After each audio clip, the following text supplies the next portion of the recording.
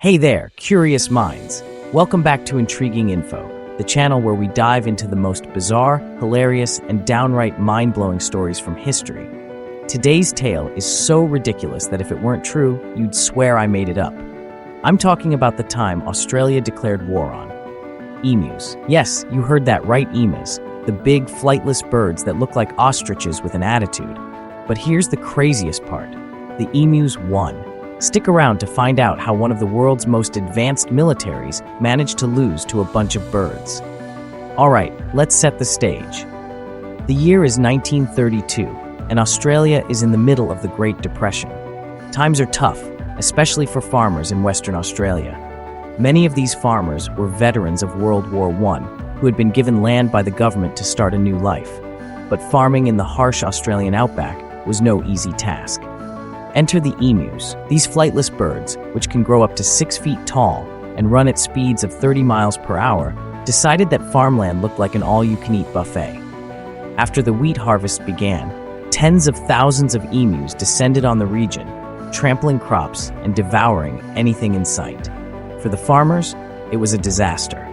The farmers tried everything: fences, scarecrows, even shooting the birds themselves, but the emus just kept coming. Desperate, the farmers turned to the government for help, and boy, did the government deliver. In response to the farmers' pleas, the Australian government decided to bring in the big guns, literally. They sent a group of soldiers armed with Lewis machine guns, the same weapons used in World War I. The goal? Eradicate the emus and protect the crops. And thus began the now infamous Great Emu War. Leading the operation was Major G.P.W. Meredith, a seasoned military officer who probably never imagined his career would come to this. Armed with 10,000 rounds of ammunition, the soldiers believed they could handle the emu problem in no time. Spoiler alert, they were very, very wrong. The first engagement happened on November 2nd, 1932, when the soldiers encountered a group of about 50 emus. The plan was simple: get close, open fire, and take them all out. Easy, right? Well, not exactly.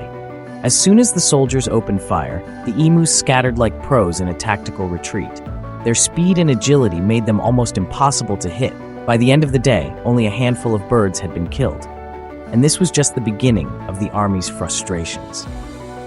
The soldiers quickly learned that emus are not only fast, but also incredibly resilient.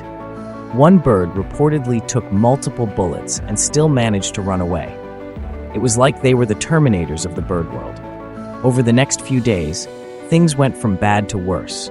The soldiers tried setting up ambushes, but the emus always seemed to outsmart them. They even mounted machine guns on the back of a truck to chase the birds across the open plains. But guess what? The emus were too fast, and the rough terrain made it nearly impossible to aim.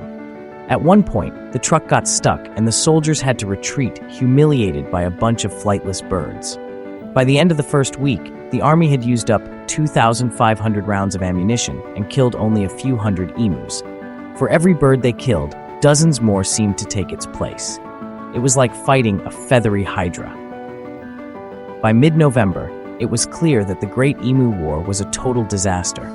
The government called off the operation, and the soldiers retreated, leaving the emus victorious. Major Meredith later remarked that the emus were worthy adversaries and that if they had been soldiers, they would have won medals. Yes, he actually said that. In the end, the emus continued to roam the farmlands, and the farmers were left to deal with the problem on their own. The government eventually implemented other measures like building better fences, but the story of the Great Emu War remains one of the most bizarre chapters in Australian history. Today, the Great Emu War is remembered as a hilarious example of what can happen when nature outsmarts humanity. It's a story of resilience, adaptability, and let's be honest, the sheer ridiculousness of trying to fight birds with machine guns. And let's give credit where it's due. Those emus were absolute legends. They proved that sometimes even the most advanced weapons are no match for determination and a little chaos. So, what do you think? Could you imagine being part of a war against birds and losing?